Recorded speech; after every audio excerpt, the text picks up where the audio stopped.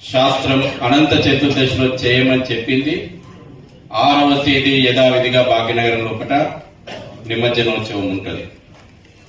ముఖ్య అతిథిగా ఇంతకుముందే మీ అందరి సమక్షంలో ప్రకటించినట్టు అధికారికంగా 3 రోజుల ముందే మనకు సమాచారం ఉన్నప్పటికీ అధికారిక పర్యటన ఖరారైన తర్వాతనే మీడియా కూడా చెప్పాలని అనుకున్నాము. అదృష్టం ఇంతమంది అధికారులు మనందరి మధ్య సమక్షంలోనే ఇప్పుడే మెసేజ్ వచ్చింది. ఒక్కసారి కరతాల ధ్వనుల మధ్యన అమిత్ షా గారికి స్వాగతం పలుకుతాం. భాగ్యనగర చరిత్ర లోపల ఒక సువర్ణ అధ్యాయానికి మరో పేజీ తయారు కాబోతుంది. రజాకార్ భావజాలాన్ని ఎదిరించడానికి భాగ్యనగర్ గణేష్ ఉత్సవ సమితి పురుడు పోసుకుంది. 1980 లోపల నాటి హోంమంత్రి ఈ హైదరాబాద్ సంస్థానానికి విమోచనం కలిగిస్తే భాగ్యనగర్ గణేష్ ఉత్సవ సమితి చారిత్రాత్మక నేపథ్యాన్ని గుర్తించి ఈనాటి హోంమంత్రి మనందరి సమక్షంలో గణనాథులకు స్వాగతం పలకడానికి రావడం భాగ్యనగర్ చరిత్రలో లిఖించేలాగా మనం ఏర్పాట్లు చేద్దాం. కాషాయమయంగా భాగ్యనగరాన్ని అలంకరిద్దాం. ఏర్పాట్లలో ప్రభుత్వం తరఫున లోటుపాట్లున్నా మనకు మనమే ఏర్పాట్లలో ముందుందామని చెప్పేసి మీడియా ద్వారా మీ ద్వారా భాగ్యనగర ప్రజలకు భాగ్యనగర గణేష్ ఉత్సవ సమితి పిలుపునిస్తా ఉంది. పోలీసు అధికారులకు మేము విజ్ఞప్తి చేస్తా ఉన్నాం. జాతీయ జెండా అంటే మాకు అపారమైనటువంటి గౌరవం ఉంది. కానీ కాషాయపు జెండాలు కట్టొద్దు అనేటువంటి కుట్రలు మీకెందుకు?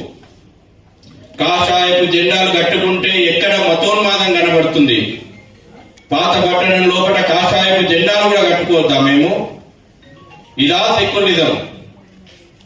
ఈ పాటికే మీరు చొరవ చూపెట్టి కాషాయపు జెండాలు కట్టాల్సిన చోట త్రివర్ణ పతాకాలు కట్టిస్తున్నారు. మేము గౌరవిస్తాం జాతీయ జెండాను. కానీ భాగ్యనగరంలో హిందువులు జెండాలు కట్టుకోలేనటువంటి స్థితిలోకి మీ సెక్యులర్ విధానాలు నెట్టేయబడ్డాయా? ఖచ్చితంగా పాత పట్టణంలో కూడా కాషాయమయంగా తీర్చిదిద్దండి కార్యకర్తగా. మన ధార్మిక విశ్వాసాన్ని, మన యొక్క సనాతనమైనటువంటి సాంస్కృతిక పర్వాన్ని ఎట్టి పరిస్థితిలో తలదించుకోనియద్దు. మన పూర్వీకులు చూపెట్టినటువంటి మార్గంలో మనం పోదాం. నేను మన దగ్గరికి అధికారులను పిలిచి ఈ పరిస్థితులు నేను విమర్శలతో చెప్తలేను, వ్యక్తిగత విమర్శతోటి చెప్తలేను.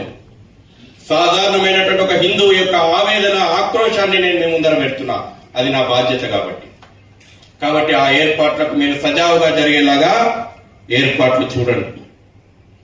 2 గంటలకు హోంమంత్రి గారు భాగ్యనగరానికి చేరుకోబోతా ఉన్నారు. 1:30కు 2:30కు ఎంజే మార్కెట్ దగ్గర వినాయక చవితి వేదిక ద్వారా వారు యావత్ దేశంలో ఉన్నటువంటి హిందూ సమాజానికి మార్గదర్శనం చేయబోతా ఉన్నారు.